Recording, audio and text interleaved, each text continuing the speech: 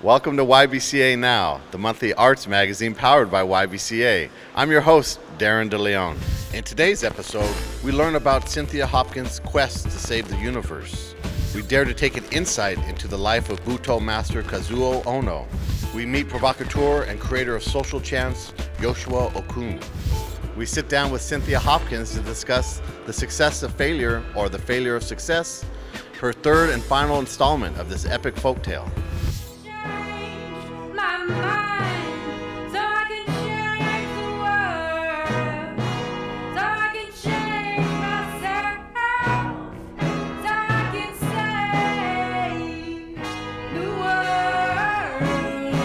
All of my work emanates from a particular disturbance, or sometimes a collection of various disturbances, but the disturbance is kind of the seed or impetus of my work always. And it's a very organic process, so the seed, whatever that disturbance is, so let's say I'll take the case of success or failure because that's the show we're bringing here.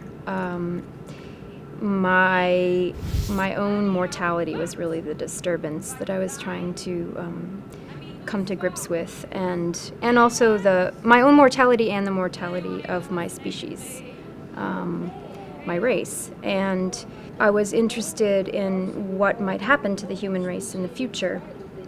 And so that seed, or that disturbance, or that is really a type of curiosity that impels research. So I started researching actually the history of various theories of the history of our universe to sort of understand how we came to be here in the first place, as a way of imagining what might happen in the future, because the first half of that show takes place in the very far distant future, actually billions of years in the future, when the sun is about to burn out. So there's this kind of convergence of accidents and intent when I make the work. But anyway, then I start to do the research, and as I'm doing the reading, or in the case of Success or Failure, I watched the entire television series Cosmos, Carl Sagan's Cosmos. And so that then propelled me to, when I understood that the sun, our sun, is mortal and is actually middle-aged right now, that made me want to imagine what it's going to be like when our sun burns out. The show is actually an homage to evolution, to the pros and cons of evolution, and the shows themselves are kind of very much the result of an organic evolutionary process. You know, I'm also really interested in reading about science, and you know, that comes into play a lot in Success or Failure, in terms of theories of the universe and how the universe functions, and our place in it. I'm interested in all of those elements sort of like interweaving with one another and creating an expression that's dynamic and that appeals on a visceral and intellectual and emotional level, all at the same time, and sonic.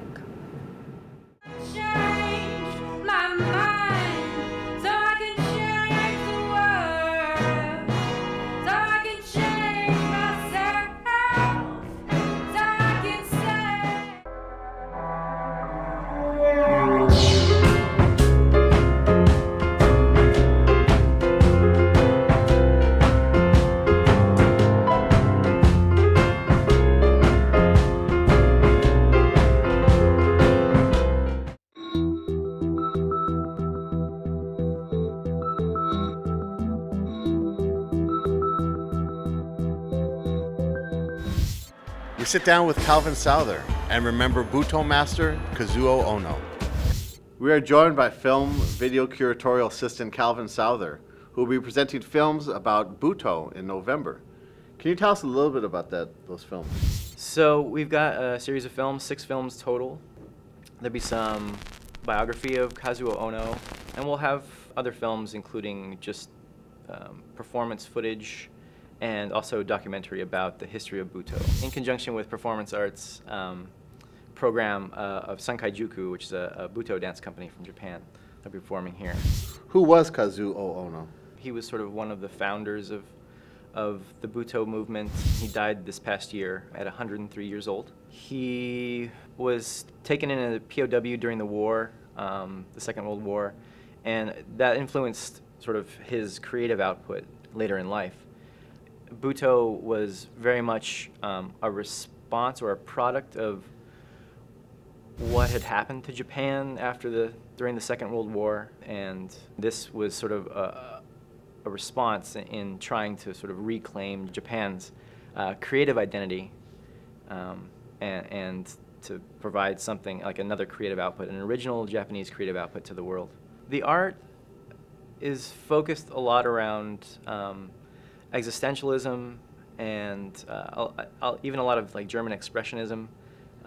They sort of focus or tend to hover around sort of the dark side of humanity.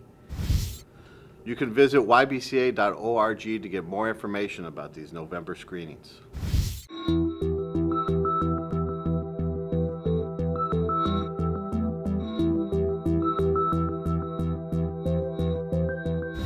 What happens when you stage psychological violence alongside absurdity and humor? Let's meet artist Yoshua Okón. My name is Yoshua Okón. I'm from Mexico City. Sure, White Russians, basically the whole premise of the piece is to invert the gaze. In other words, I'm very much concerned about the role of the viewer, of the spectator, and I try to make works that really engage the viewer and that in a way put the viewer in a position in a very active position. I think a lot of our relationship to media is very passive, so one of the challenges I see in my work is to try to activate the viewer in creative ways. For my project, I decided to work with some members of the local community. It's a very rural, out-of-the-way community. And basically, with them, we created a fictional family that live in this valley, which is called the Wonder Valley. It's a place with like no running water and really, really remote. And so as viewers came, they came and visited this family. So they would be greeted with the White Russians, which was like the favorite drink of the hostess. And then every 20 minutes we had like pre-rehearsed fictional moments that the family or this kind of constructed fictional family would perform. For viewers coming, it was kind of hard to tell when the performance was going on and when it wasn't. You would really need to stay for a long time to start understanding how artificial the situation was. And I think, I was really playing with the fears of urban dwellers towards very remote rural areas. And I was also very much interested in,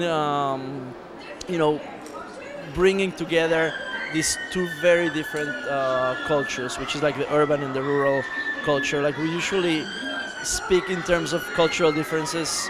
When we speak about cultural differences, we speak in terms of nationality or race, but we rarely speak in terms of rural and urban cultures. And I think that, there's huge cultural differences. So I was also kind of interested in kind of confronting these two realities of people that, live 2 hours away, but that are culturally incredibly different. So yeah, that's this is White Russians.